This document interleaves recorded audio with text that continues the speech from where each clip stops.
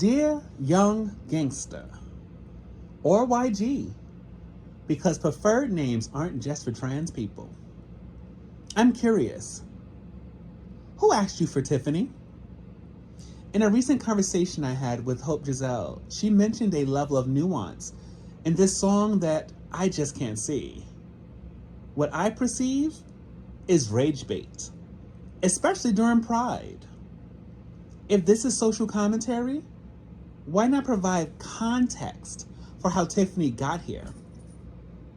Why not address how violence against trans women goes unchecked, unpunished, reducing us to mere topics of exploitation? Are you Chris? Has this happened to you? I've been living my truth for over 20 years, and I've never had to trick, lie, deceive, or misrepresent myself to catch a nut. In fact, it's usually us who are tricked, lied to, and deceived by y'all who seek our access. So, Mr. YG, it seems you enjoy stories. Allow me to share one of mine. I took a hiatus from sex work to pursue a civilian job, primarily because I experienced an occupational hazard. In other words, I was raped by a wealthy and powerful stalker. I dedicated myself to social work, focusing on my healing. I met a man who identified as heterosexual. And at the time, I did too. We dated for a few months, visiting museums and restaurants. He knew I was a foodie. He was sweet, attentive, and respected my desire to get to know him as a person before being intimate. However, after one beautiful date, he threatened my life. "What did you do to me? I should fucking kill you," he said. I didn't trick this man. I've nearly lived openly since, 2013. He deceived me by lying about his acceptance of my identity and claiming he was ready for a sexual experience. In 2026, over 790 states and federal bills targeting trans rights are under consideration across the country, despite us being only 1% of the population. Sir YG, may I ask, what was Tiffany's race? A Black trans woman is murdered roughly once a week simply for existing, which is profoundly sad and unacceptable. We are being hunted. This issue rarely makes the news. And when it does, the victim is often dead named or misgendered, just as you did in your offering to the community. I mention race because regardless of how Tiffany is portrayed, Black and brown trans women bear the brunt of the trauma and violence. Tragically, those killing us are often the same Black and brown men who profess their love to us. We invest in them only for them to repay us in violence, using the trans panic defense. So, young man, my apologies for assuming gender, much like Chris assumed Tiffany's gender, which led to disastrous consequences. As an artist, do you feel any responsibility to your audience? I am a writer, an artist, an activist, and a member of multiple intersecting communities. And I feel responsible to all of them. Accountability is essential, as is fostering growth. The anonymous critique from a critical point. When should a trans person disclose their identity to an admirer? Was it when that chick was disrespecting and putting her life at risk? Let's take a detour here. Most of you in your audience may identify as heterosexual, but it's evident that many of you are homoromantic.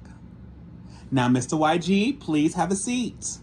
I see you're getting a little upset, but allow me to clarify. In many cases nowadays, straight men prioritize their friends' opinions over the feelings of the person that they claim to be in love with.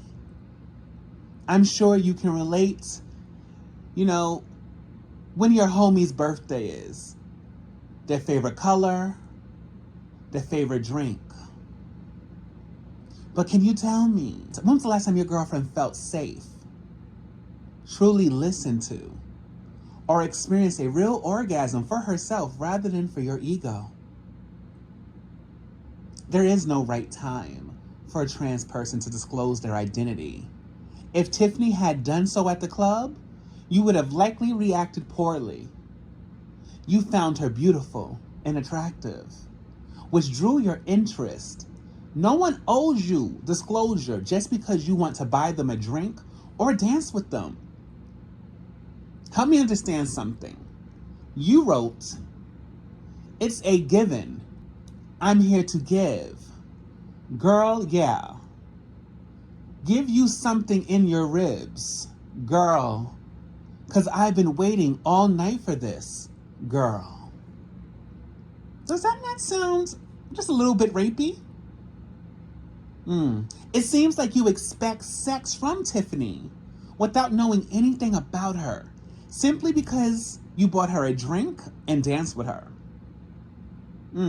Your visceral reaction to her truth indicates a level of expectation, as if you felt entitled to sex. Is that the experience you want for your daughter's harmony and vibe? Why aren't we talking to young men about expectations, rape culture, rejection, and the importance of no means no? By the end of the song, your fragile masculinity manifests in violence. Yet you expect us to introduce ourselves in an environment like that, providing our name, pronouns, and gender. So let's take a deeper dive, just a little bit. Now we get into the mental health aspects of the lyrics, like, "I got voices in my head telling me to leave him dead." As well as, "Hey, the Jesus in me says, take it slow. But the demon in me is saying, take your soul. Tonight, I think the Jesus in me is gone. So the demon in me is finna take control. I'm in a pickup truck with a shovel in the back flat. 21 shells plus. Bust. Nigga. Blackjack. You did wrong and you're still alive. I'm finna get at that." He has beaten this woman, messed up her face, and likely damaged some of the features about her that he really admired. Now he's going through this mental gymnastics, deciding whether or not he should kill her. If he had been allowed to have feelings as a young person, he might not be struggling with this now. But unfortunately, he can't emotionally regulate himself. So he resorts to the extreme violence, as anger is the easiest emotion to understand and process. No wonder suicide rates of young men, young Black men, has significantly risen to 53% between 2014 to 2024. No matter when she disclosed her identity, she did not deserve that reaction. You're punishing her simply because you found her beautiful and attractive.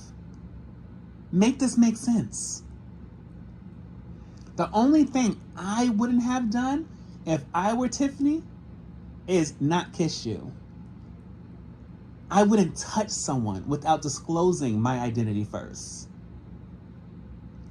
It's absurd when people claim they aren't interested after finding someone is trans.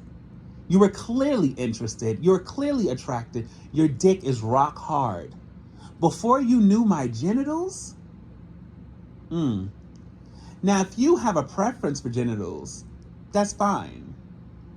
But don't insult my intelligence. If I had the preferred genitals you like, you would have been balls deep. Or in your words, in her ribs. So, Mr. Jackson, I've given you much to ponder.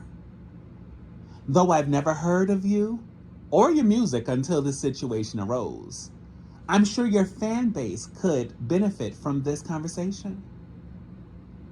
Encouraging men to unpack their trans and homophobia and seek therapy could lead to genuine self-love. Artistic offerings like Tiffany, without dialogue and education, remind me why I stopped dating cishet men. To love you is to flirt with death. And sometimes, when you love something, you have to let it go and love it from a distance.